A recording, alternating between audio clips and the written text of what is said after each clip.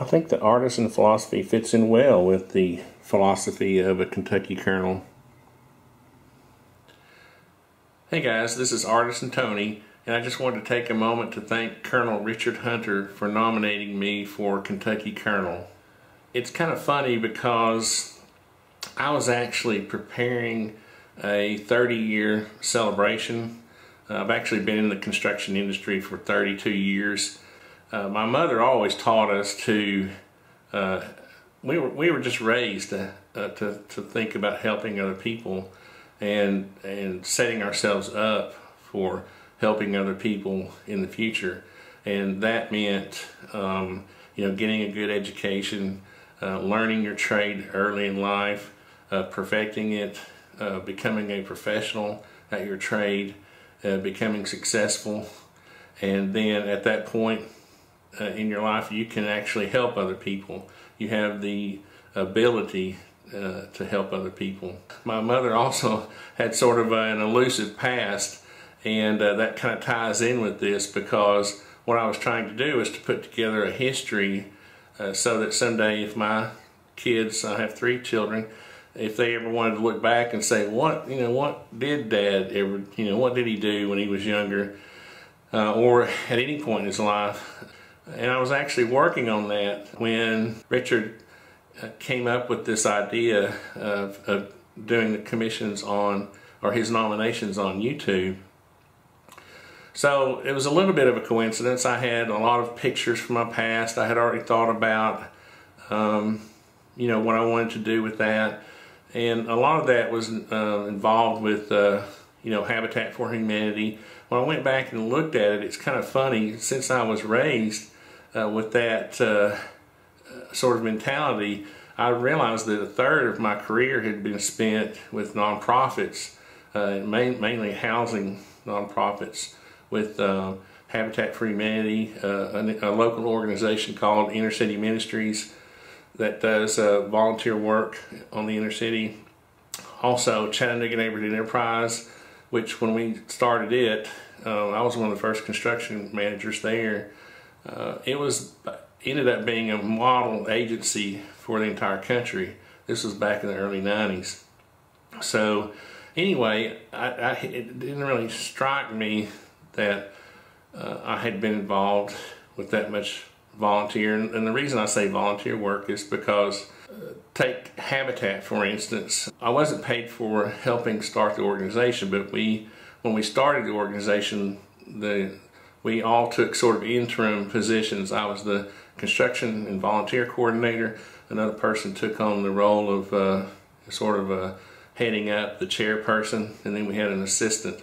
But on the weekends, for 2 or 3 years, we worked for free, with the volunteers.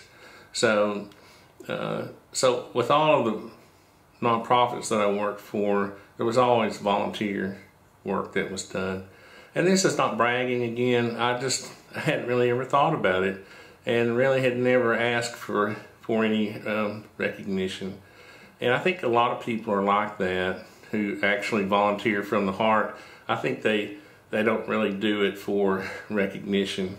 And I actually wasn't going to do this until Richard said, and it's true, sometimes if you don't toot your horn, it's not going to get tooted. And I did want to do this for my kids, really, so that someday they can look back and, kind of be proud of their father. But anyway, Richard, I want to let you know that I'll try to represent the position well, and I'll try not to embarrass you and the other Kentucky Colonels too much. My ongoing volunteer work now will include, I'll let people know about this, not to brag, but to try to represent the position. In other words, currently I'm doing work with the Boy Scouts, and I'll try to include this with that to give the Kentucky Colonels some recognition. And all of our volunteer work I'm doing with my company, I'll try to include that also. And again, it's not to brag, but it is to further the goals of the Kentucky Colonels, which I had really not known how much philanthropic work they do until I started researching this. And I think it's a great thing Richard, that you've done to expose, this, because they have done so much work, not just volunteer work, but actual help. So I don't want this video to be too long, but I did want to sort of summarize my message for those people who didn't see my video that I submitted to Richard. I think in that message is the same message that I was taught when I was young, and that is to get the best education that you can, work hard in school. It's not cool being, dumb or getting bad grades. And this message is to youth, which I concentrate on now with my volunteer work with the Boy Scouts. But get the best education you can, work hard in school, try to decide early. I would decide in my teens, really try to decide what you want to do in life so that you can start perfecting that. Do a lot of self-study, a lot of self-research. Don't rely on everything you hear from school or others. Just, know in your heart what you believe to be true.